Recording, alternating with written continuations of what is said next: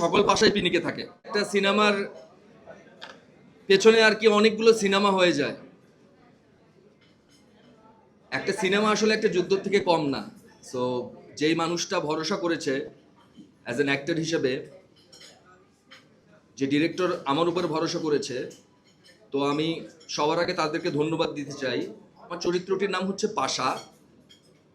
এখানে পাশা আসলে কি অ্যান্টাগনিস্ট, ভুল বললে আমাকে বলবেন, নাকি প্রোটাগনিস্ট, আসলে পুরো সিনেমাটা না দেখলে আসলে এটা বোঝা যাবে না। পিনিক আসলে জিনিসটা আমরা যেভাবে সিনেমাতে নামটা এসেছে, অবশ্যই পিনিকে থাকে, পিনিকে সকল ভাষায় পিনিকে থাকে, তাই না? কারণ বাস্তব লাইফে অনেক পাশা আছে এরকম।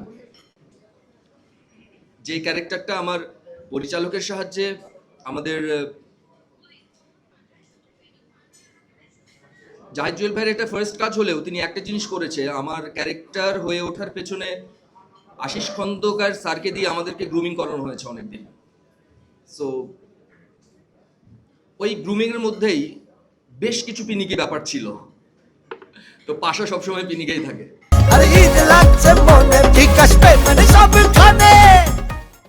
পিনিকে আসলে আমি যদি একটা কথাই বলি, উল্লেখযোগ্য তেমন কিছুই নাই।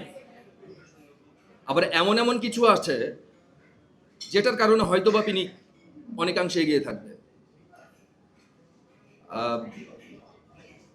এখানে একটা ক্যারেক্টার আছে, ক্যারেক্টারের নাম হচ্ছে লিলি। এই লিলির সাথে আমার জার্নিটা হয় প্রায় 4 থেকে 5 মাস হবে। তো আমরা যারা কথা বলতে পারি তাদের জন্য আসলে অনুভূতিটা প্রকাশ করা অনেক সহজ, কিন্তু একটা প্রাণীর সাথে অনুভূতি শেয়ার করা কিন্তু অনেক কঠিন। শুধু এটুকু বললাম। এটুকু আপনার যে প্রশ্নটা করেছেন, এমন কি আছে, এটাই তো অনেক বড় কিছু, তাই না?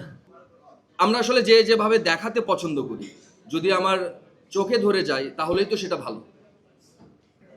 দেখেন, আমরা তো আসলে যখন একটা কাজ করি তখন তো পরিচালক বলি, প্রডিউসার বলি, আর্টিস্ট বলি, সবাই তো 100% এফোর্টটা দিয়েই তো কাজ করি।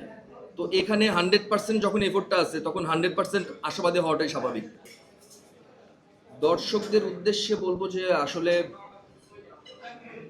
আমরা তো আসলে আপনাদেরকে ভালো লাগা দেওয়ার জন্য, এন্টারটেইন করার জন্যই কাজ করি। তো যেইটা আপনাদের ভালো লাগবে সেটার অনেস্ট রিভিউটা দিবেন, যেটা আপনাদের খারাপ লাগবে সেটারও অনেস্ট রিভিউটা দিবেন, এটুকুই বলবো। জি, দেখেন, প্রত্যেকটা গল্পেরই না আলাদা আলাদা